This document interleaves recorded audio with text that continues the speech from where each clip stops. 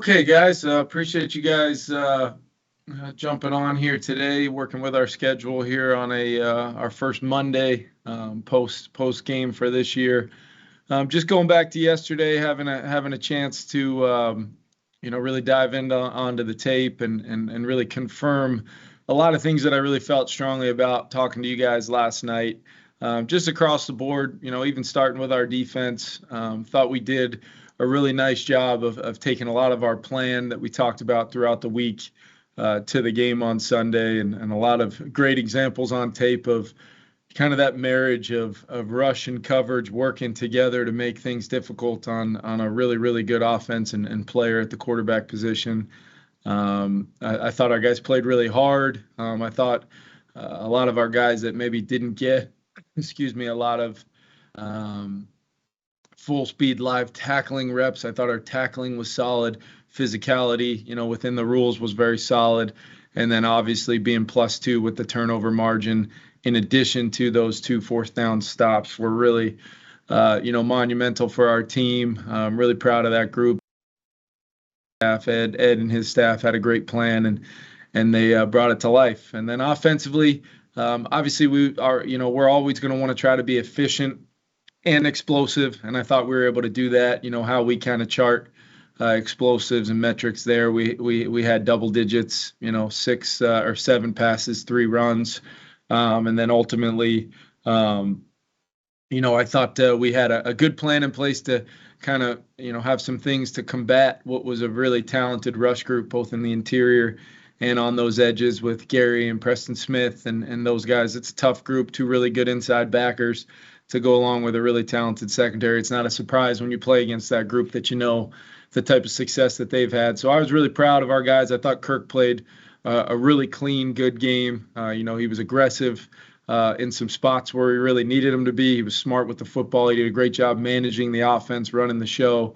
Justin's performance speaks for itself, and that's kind of the standard for him. As we go through the season, I imagine there's going to be some examples of us having to really look to some other people on our offensive skill groupings that we feel really strongly about having, more of a statistical impact, but their impacts were felt with helping us be as efficient and explosive as we were with guys, all 11 doing their job. And then offensive line-wise, I thought we really did a nice job being physical, especially as the game went on in the run game, giving Kirk some time to push the ball downfield. And then ultimately, like I said, holding up against a really strong defensive group in the rush game. And then special teams-wise, Greg Joseph, really solid night for him, career-long field goal. Ryan Wright was extremely solid and a real positive for me. And then just a lot of guys flashed on tape, getting to watch some of those specialists or special team kind of core players like a Metellus, Brian Asamoah, and some DJ Wanham, Patrick Jones, really impact the game. Chris Boyd, all in their own ways, and that's something we're going to need to see every single week. Just giving you guys an update, we did Andrew Booth did sustain kind of a quad muscle injury, soft tissue type deal. It's something we're still evaluating, kind of trying to see what his weekly schedule is going to be like, to maybe see if we can give him a shot to be ready to go with the extra day this week. Definitely not a long-term thing that we're looking at, but his availability for this week as the week progresses, I will update you guys on as the week goes on. Lucene should be somebody we expect to get back this week. Lou's, kind of chomping at the bit to get going. He's done everything we've asked from a rehab standpoint. We'll see kind of what his practice schedule and week looks like, but we are expecting to hopefully have Lou, and I'll keep you guys posted if that were to change. Personally, I was proud of our team. I can be better for our team. There were some spots in the game where, I'll for sure be hard on myself always. It always starts with me, and I got to be better for our group in some spots to really, allow us to, even be better offensively, more efficient and getting off the field on defense. And then ultimately just with my decisions that I make throughout the game, it'll be something that I feel strongly about. My confidence in doing so, but just how I go about doing that, I'll continue to improve. But appreciate you guys. And with that, I'll open it up to some questions here. Okay, we'll start with Dave, Ben, and then Alec. Kevin, Matt LaFleur said afterward that they just didn't do a good enough job kind of taking your stars out of the game, both offense and defense. His word was actually lead dogs. I don't know if you'd call them that, but regardless, would it be too simple to say that would always be your goal every week to lean on that star power that you do have on both sides? Yeah, Dave, I think, we're always going to put together plans that hopefully we've got answers for, how people want to defend us. Sometimes when you've got a player of Justin's caliber and his proven track record of how he can impact a football game, snap in and snap out, we know people are going to have plans to defend him, play, different schematical ways of kind of, maybe that we haven't seen on tape that will show up in real time, on Sundays, or in this case, Monday night this week. So we'll always have to have the ability to adjust. But that's, to me, what's so special about our group is, we kind of have our standard, and that requires all 11 doing their jobs. And then more importantly, our quarterback kind of running the show, making it right from a standpoint of his decisions, his timing, his rhythm, behind our offensive line making those decisions. So I'd like to think, if Justin's going to dictate that type of defensive strategy, that we'll have a good plan in place.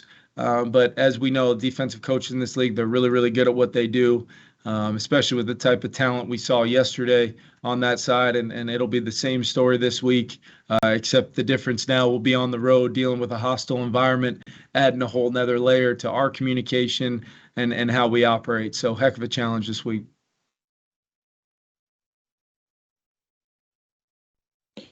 Kevin, kind of is along those lines, as teams look to take away Justin, how much of the pre-snap motion or lining him up in the backfield and just putting him in different spots allows you to counter the way teams would want to set up and kind of know where he is and take him away?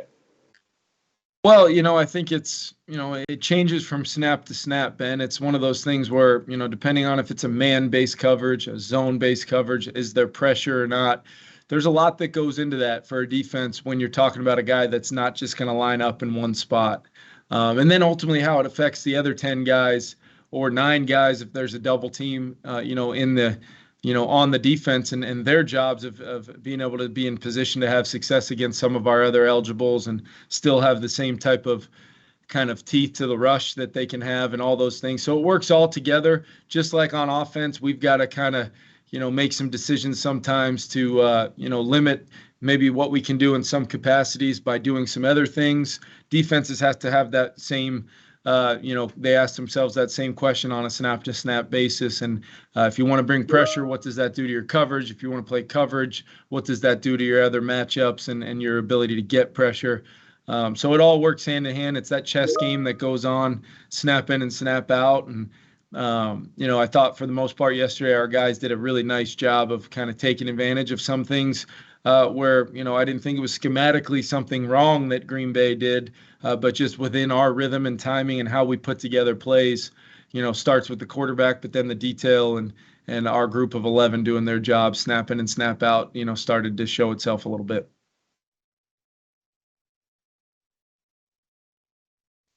Hey, Kevin, as you navigated play calling yesterday, how nice was it to have the familiarity and trust you have with Wes up top just over the course of the game?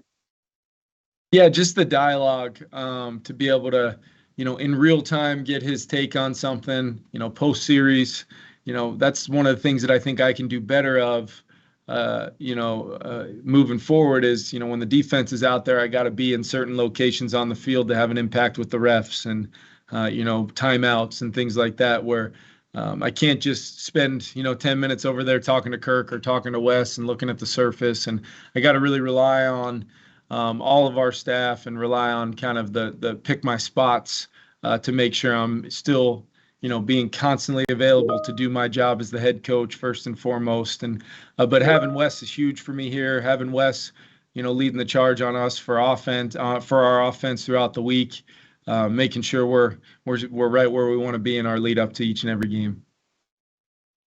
We'll go Joe, Dane, and then Chris. Yeah, Kevin, you had buy-in pretty much right from minicamp with this team. Did the result yesterday validate for the players your program? I mean, did it give them the trust that you want to build in the team and in the staff in your plan? Yeah, I think, for me, I didn't go into yesterday's game questioning that at all, but it is always a nice thing to see a lot of things validated from, the very first meeting you had with that group back in April, through the off-season program into training camp, and then ultimately thinking, you'd like to gauge yourself of, having the pulse of your team, Joe, but then getting to see it kind of ultimately carry out in a way where, you felt a connected team. You felt a team that, was excited to play with one another, excited to play for the other sides of the ball, complementary football. Nobody was more excited about that 4th and 1 stop than the offense. And you saw it as they ran on the field. You got, Brian O'Neill dapping up Zadarius and Kirk's giving a high five to Harrison Smith. And you just feel, our units kind of understanding that we are one team and it's our team, and all of our culture and all the things that matter so much to me on a daily basis. To me, those games give you a great, platform to really see what the reality is versus maybe what the perception may be in your mind, and then be able to go back to our team and be as honest as ever with them of where we're at, where we need to get to, and then what lies ahead for us as a group. And that's my job, to constantly be conveying that messaging to them. But obviously in front of our great fans at that kind of atmosphere for us, I think they lifted the energy even more, that allowed us to sustain that throughout the day. And I was really proud of our guys for that. Hey, Kevin. Last night, Kirk talked about Justin's ability to finish plays. How much of that is coached, and then how much of that is just a guy making a special play, a special player making a special play? Yeah, I think it's a little bit of both. I mean, he's got an unbelievable natural ability to finish plays. We were, either, a little push off there on the fade there down the left sideline from another catch. And then, you guys see how just incredibly small that margin of error is in the rhythm and timing on that 3rd down and 5 in the low red, where he was out of bounds, and we end up kicking the field goal there. Otherwise, that's a 99-yard drive where Justin has a ton to do with us moving the ball on that drive. But then it's the details that he's putting in right now. It's really easy on a chalkboard to draw things for a guy like that. It's really easy to have 1,000 plays in your mind, but it's another thing for a guy to be able to handle that, moving around, all those motions, all those formations, all those different route stems and structures. When you're in different alignments, coverage presents itself differently. And for him, this early in his career, without, he's done some of that before, but without a ton of reps logged in real games doing that, his natural ability within the game to still play fast, be in attack mode, and then when that ball goes up, he feels like it's his. So incredibly fortunate to have a guy like Justin, on our team. And then obviously Kirk's ability, a couple times you go back and watch that tape, some of the longer completions, Kirk's turning loose before they truly declare as open. And we, as a coach, I kind of know where the open voids may be, but still, I'm not the guy out there having to, make some of those throws in the face of rush or have to manipulate the pocket and still keep my eyes up down the field. So that's where I give Kirk a ton of credit. Without a lot of reps in the preseason, to be that sharp from a pocket mechanics and fundamental standpoint was a real next level thing for us yesterday. Oh, hey, Kevin, one quick question and a follow-up, if you don't mind. Just your thoughts on how the defense did out of the gates. I mean, obviously, the defense struggled the last couple of years. You weren't here, but how do you feel they did, especially with the pass rush and adjusting to a new scheme, the 3-4? Yeah, I thought, for the most part, I thought we set ourselves up, Chris, for some real opportunities to marry that rush and coverage on those longer yardages, 2nd and longs, 3rd downs, where they were able to get off the field. But they did that by really limiting the impact of the run game to kind of make it life easier on those guys, throughout the early part of that game. And I think that was a huge part of it. They were able to, as good offenses do, they were able to kind of adjust and get some things going a little bit in the second half to at least move the football a little bit more consistently. But across the board, I thought our guys were really sound, operating in that kind of noise for the first time. The communication was really at a premium, and then ultimately kind of our veteran players, Eric Kendricks with the green dot, Harry and Pat P and Cam and these guys on the back end, communicating, making sure we didn't turn anybody free. And then ultimately the rush, being able to get home and really do their jobs when they get those kind of passing down type opportunities. I think you see, I think you see kind of how it all comes together when it's working all together like that. So something to keep an eye on moving forward. And it's easier said than done, depending on the type of groups and the type of offenses you're facing. So constantly going to be challenged on that side. But I thought Ed and that group, coaching wise, and then those players out on the field got off to a great start yesterday. And then just a quick question on Johnny Munt. How do you think he did out of the get-go? Tied his career high with 3 catches. And how do you look at the tight end situation? Irv Smith obviously is number 1 on the depth chart, but is it almost like it's 1A and 1B having both Irv and Johnny? Yeah, I really see it as, Irv's going to have a major role for us. And even on some plays that maybe, Justin was targeted or Adam was targeted yesterday, Irv's out there as a feature part of the play, all 5 eligibles coming alive, and he will continue to show up throughout the season. Got so much confidence in him and excited about his continued growth kind of within the confines of each week's game plan. So those guys all know how we operate. We're a game-to-game, week-to-week operation that we're going to, we've got a guy like C.J. Ham. We've got guys, like Ben Ellefson, and we've got different types of backs and really personnel that allow us to play the game kind of on our terms, how we want, while still knowing that, like this week, we're playing a defense that sometimes they don't allow you to do that. And you got to really focus in and sharpen down your plan so you don't expose yourself to negatives. But thought Johnny played really well, consistent, always some things to clean up across the board with all of our players. But Johnny is incredibly reliable and really a really focal point in the run and pass game.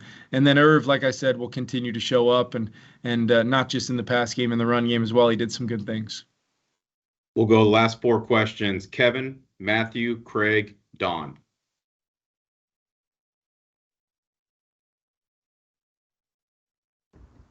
Sorry, Kevin, I wanted to ask you about Ed Ingram. Just kind of get an assessment from you on how he did in his first game.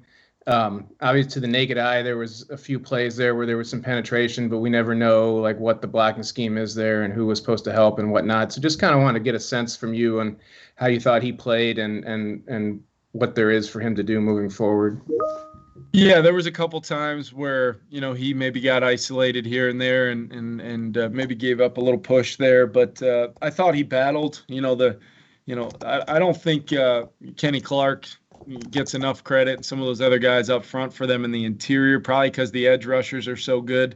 Sometimes they don't get the credit they deserve as far as their impact in the run and pass game.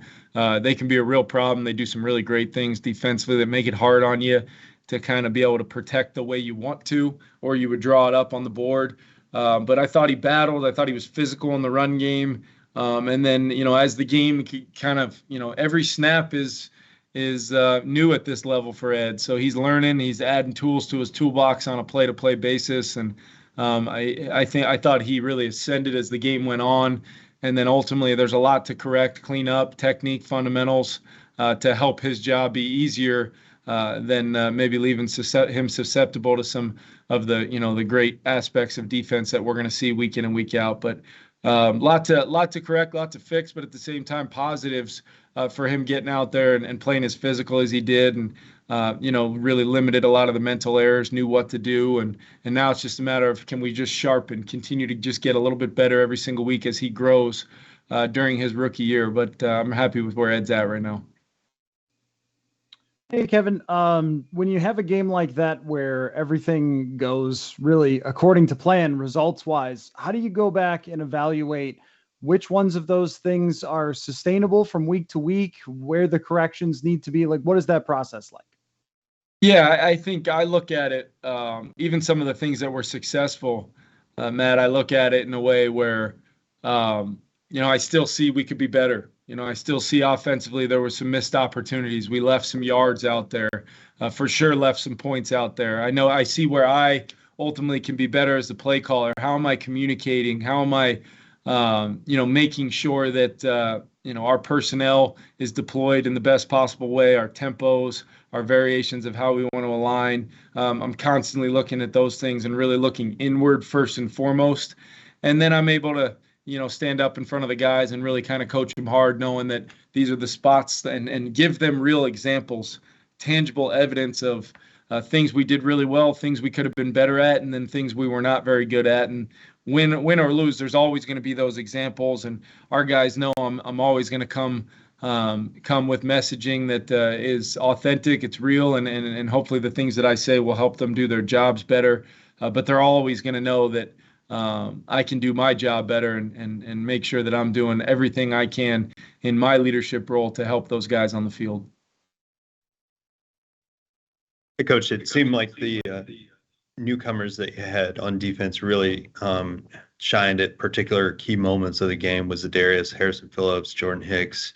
How much of that was really trying to plan to use those guys? And I mean, you obviously acquired them with a plan for them, and what's it like to see that kind of come to fruition? Yeah, whether you're talking about any of those guys, the Darius, Chandon, Jordan Hicks, across the board, I look at those guys, Harrison Phillips, even some of the real quality snaps we get, out of a guy like Blacklock in some of those rush downs. It just, I think it's a confirmation of Kwesi and his staff, the collaboration we have in the building of, it's one thing to acquire talented players, but I think that the secret of all that is making sure that we're in lockstep on the role, the responsibility, the fit for what we're going to try to do, and how, more importantly, it impacts all the other guys on the field and doing their job. So it's sometimes a projection, Craig. Sometimes it's a situation where, you got to go back and coach it hard and continue to progress within the requirements and what we're asking these guys to do. And then other times, if you got the right kind of guys, which I feel like we do, those players will thrive in the right environment because we evaluated a lot of their fit in these schemes before they ever stepped foot here in Egan. So it's a really good question. It's something that I'm sure week to week we'll have to really evaluate, and kind of as the adjustments inevitably play out like they do throughout the course of the season, we'll ask our guys to do more, maybe change their fundamentals, techniques, alignments, assignments, and just try to be at our best when it's required. Kevin, you touched a little bit on what you want to change after your first game as head coach, but when you're in it, what did you feel? Did you feel like this is what they talk about? This is the speed. This is what I need to adjust to, because it's the first time you've had your starters out there going up in this environment. And was there a point where you're like, yeah, this is what I thought it was going to be like, and this is what I wanted? What was that experience for you that way? Yeah, I don't, I know, it may seem like a lot at times, thinking about first time this and that, and I think the question is a really good one. But for me yesterday, I just felt prepared. I felt a trust level with the guys on the field.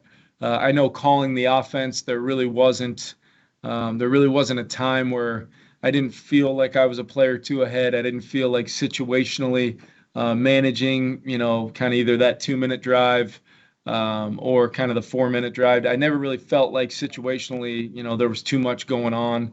The one area I thought, Don, that I could be better is just being more, connected and plugged in for every single defensive snap, and being there, hey, because when they need to take a timeout, when they need, they need to inevitably have something come up that they need to adjust and maybe get some help from me to do so.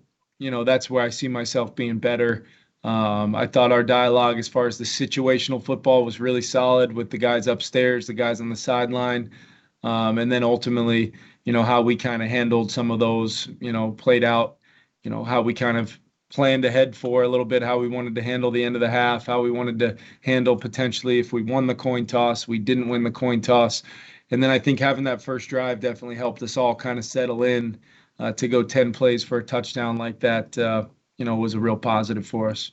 Yeah, because I think guys like Mark Stefanski once said, Kevin Stefanski said, I was born for this. And there was a moment in the game when I knew that I had made the right choice. So that's what I mean. Like there was this calm, this confidence about you. So it just kind of seemed to be that mental factor going on.